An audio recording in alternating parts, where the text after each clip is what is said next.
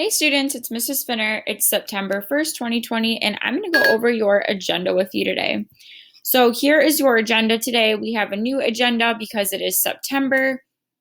We're going to start by taking attendance. So I linked the Google form for you to take attendance here. You can also find it on our Canvas page under the daily attendance modules, and it looks like this. So please make sure again that you're filling that out each day. Then we have our Quill bell ringer. Again, you're going to go to quill.org for your bell ringer assignment. A lot of you haven't completed your pre-test, but most of you who haven't, I will see in class tomorrow, so we will get that done together. We're finishing up the I Am Potent project. I still linked the presentation here in case you needed it for a reference, but again, that's also in Canvas. You're going to complete today your final draft. So what you're going to do is you're going to go to Canvas. You're going to go to Modules. You're going to go down to the I Am From Poem module. You're going to click Final Draft, and you have the directions. So I know that in your other classes on Team X-Men, you've been working on marking up a PDF. So we're going to practice using this tool. So you're going to click this link to find our file. You're going to copy it, use PDF markup to write on the template, and then submit it when finished. So your template's going to look like this. So again, it tells you to name a specific ordinary item. Again, you should use your brainstorming, your pre-writing, and your essential questions assignment to complete this. So this will be due at the end of the day today. So this is your final template, 2 pages long. Again, you're just filling in the blanks there. All right, next we're gonna go into elements of a short story. So I'm gonna take you through that presentation right now if you are a remote learner. Here we go. So you guys know I'm a huge fan of Finding Nemo, my attention getter, shark bait, hoo ha ha. So of course I had to use Finding Nemo for this presentation. So we're going to start by talking about characters. So characters very generally can be people, animals, or any type of imaginary creature. We have main characters. Those characters are very important to the overall plot. We have minor characters. They support the main characters. Protagonists, so they're like the good guys or the main characters. And then we have an antagonist, which we could refer to as bad guys, but they do help push the conflict along. So, for example, we have Dory here as a main character because she's very important to the plot of Finding Nemo. We have Squirt the turtle. He's going to be a minor character because he doesn't make too much of an appearance, but he does support the main characters, Marlin and Dory, throughout their journey. The protagonist or the main character obviously is Nemo. He's the main character because the movie is his namesake. And then Darla is our antagonist because she just wants to really shake the bag that Nemo's in, and that's not good for Nemo. But she does help push the conflict along because without Darla's impending visit, the fish would never have a reason to leave the aquarium tank. Going off of characters, there's 2 types of characterization that we can have. There's direct characterization where the author or the filmmaker in this case describes the character. This is called explicit evidence. They explicitly tell you, the story tells you about the character. So I like to use Nemo for this example because right off the bat in the movie, the director tells us that Nemo has a fin that's not fully developed. His dad talks about it a lot, and that's part of the reason why his dad's so worried about his safety, right? And thinks he can't do things for himself. Then we have indirect characterization. So this is where the author shows what the character is like through actions and dialogue. So this is similar to inferred evidence because we have to infer, or we have to draw a conclusion for ourselves because the story does not tell us this evidence. So nowhere in the story do any of the characters tell us that Dory has a memory issue, right? We learned that originally the first time by her repeating herself multiple times. And then later on we learn, oh, she has short-term memory loss. So she suffers from, or rather uses indirect characterization. Then we have conflict. So there's different types of conflict, but basically conflict is what makes the story exciting. It's what makes the story the story. It brings the drama. The conflict is the problem in the story. So we have 2 types, internal and external, that we're going to talk about today. So an internal conflict is a struggle that takes place in the mind of a character. So you could say for Nemo's father, Marlin, that his internal conflict would be his struggle of letting go of his son, right? The rest of his fish eggs got killed, and Nemo is his only son, so he really struggles with holding on to him and giving him his independence. So that's Marlin's internal conflict. And then the external conflict takes places between characters or outside forces. So this could be nature, society, technology, etc. So for Nemo, his external conflict is he is literally taken from a scuba diver, taken to a distant land, taken to a different place. We have other types of conflict. We have character versus characters. So characters fight with each other. Again, this happens multiple times throughout this movie. Characters versus nature. So there's lots of times where there's natural things that are out of their control. So I would say like the jellyfish could be character versus nature. There's so many more. Character versus self. You have to make a difficult choice between what you would like as a person and what you think is right. Character versus society. So you're going against what people think of you. And then character versus supernatural. There's not too much of that in Finding Nemo. It's basically something that's maybe like paranormal or unnatural, like vampires, aliens, stuff like that.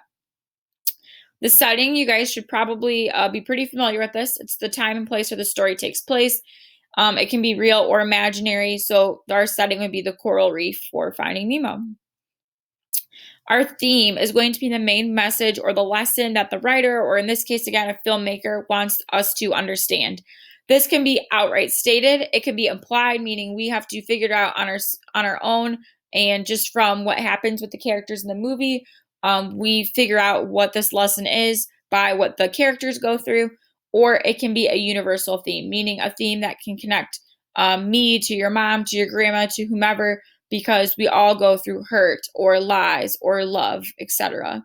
So again, the theme for Finding Nemo can be family, it can be independence, it can be growing up. All of those could be themes for Finding Nemo. Plot. So this is the most important part of this. Plot is a sequence of events built around a conflict. This is what you're going to be tested on Friday is plot.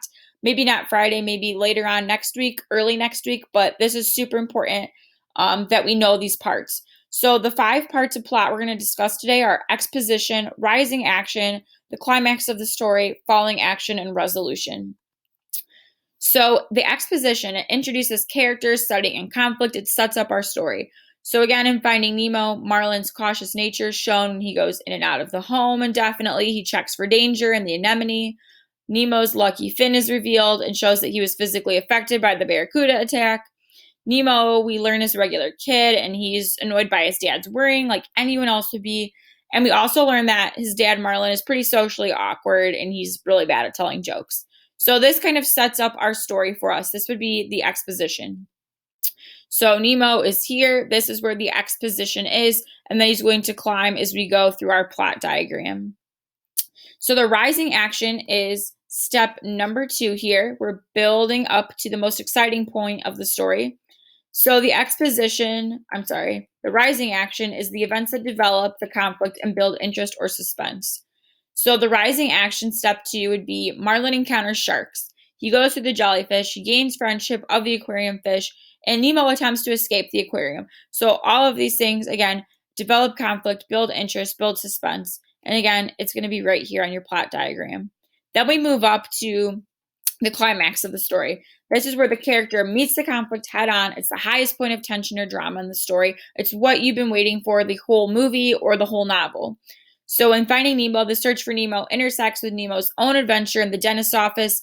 Nemo escapes with some help from Gil, but Marlin thinks Nemo is dead. So there's that scene where Marlin sees Nemo belly up, right? Because Nemo's pretending to be dead so he can get flushed down the toilet, but really he's alive. And that's where Nemo's story intersects with Marlin's story, his father. So going back to the plot diagram, that would be here, the highest point of interest in the story. Then we have our falling action. This is where the conflict is resolved and loose ends are beginning to be tied up. So again, in Finding Nemo, Nemo tries to save Dory when she's caught in the fishing net. He tells the fish to swim down, and Marlin trusts him because Marlin wants him to be safe, and he's unsure if Nemo can go into this school of fish, right, and kind of get them to all follow directions, but he is successful. So if we go back to plot diagram, Following action, this is again where we start going back down. And then lastly, we have the resolution. This is where the story hopefully ends reasonably, but not always. And loose ends again are tied up, but not always.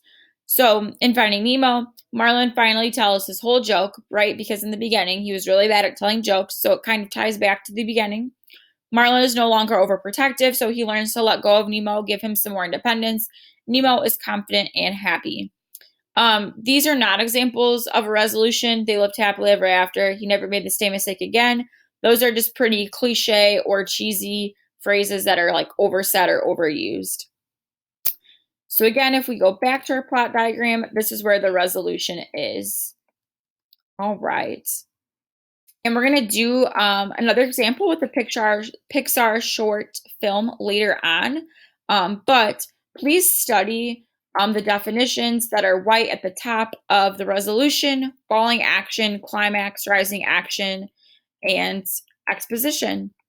And again, take note of where those fall on this plot diagram, because you will have to match events from a short story we'll read in class onto the plot diagram.